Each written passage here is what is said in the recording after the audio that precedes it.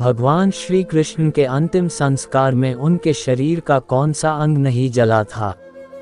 भगवान विष्णु के अवतारों में से एक अवतार श्री कृष्ण का है। श्री कृष्ण ने इस अवतार में अपना भगवान विष्णु का विराट रूप धारण किया था, लेकिन श्री कृष्ण के अंतिम संस्कार के बाद उनके शरीर का यह अंग क्यों नहीं जला? तो आइए जानते हैं इस कथा के बारे में।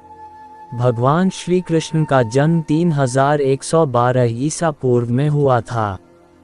वैसे तो इनका जन्म मथुरा में हुआ था, लेकिन इनका बचपन गोकुल में गुजरा। महाभारत के युद्ध के बाद इन्होंने द्वारिका पर 36 वर्षों तक राज किया। उसके बाद उन्होंने अपना शरीर त्याग दिया। उस समय उनकी आयु 125 वर्ष थी। महाभारत के युद्ध के बाद दुर्योधन का अंत हुआ तो उनकी माता बहुत दुखी हुई।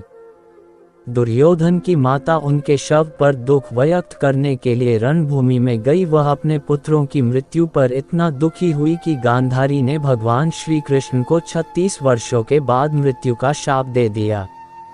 इसके पश्चात ठीक 36 वर्षों के बाद उनकी मृत्यु एक शिकारी के हाथों हो गई।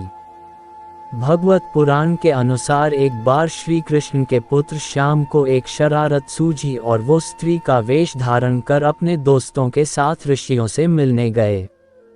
उन्होंने ऋषियों से कहा वो गर्भवती हैं। जब उन्होंने ऋषियों को धोखा देना चाहा तो ऋषि क्रोधित हो गए और उन्होंने स्त्री बने श्याम को शाप दे दिया कि तुम ऐसे लोहे के तीर को जन्म दोगे जो तुम्हारे कुल का नाश करेगा।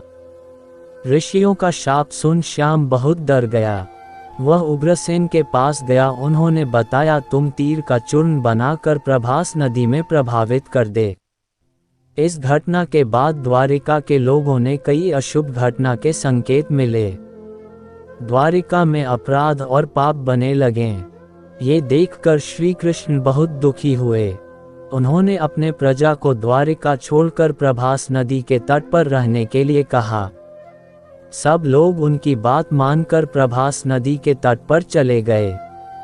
वहां जाकर वह शराब के नशे में रहने लगे और एक दूसरे के साथ लड़ने लगे और लड़ते लड़ते मर गए।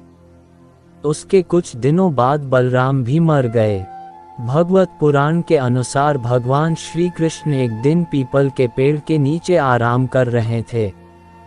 तभी जरा नामक एक बहेलिये ने श्री कृष्ण को हिरन समझकर तीर मार दिया, जिससे उनकी मृत्यु हो गई।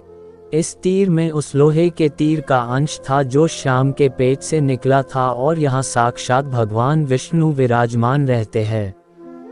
कहा जाता है उनकी शक्ति तो अलौकिक है, लेकिन शरीर को तो त्यागना ही पड़ता है। जब भगवान श्री कृष्ण की लीला समाप्त हो गई तो वह अपने शरीर को छोड़कर स्वर्ग लोक चले गए। तब पांडवों ने उनका शरीर जला दिया, लेकिन उनके शरीर का हिस्सा दिल जलता ही रहा। तब पांडवों ने उनका दिल नदी में प्रवाहित कर दिया, जो एक लठा बन गया।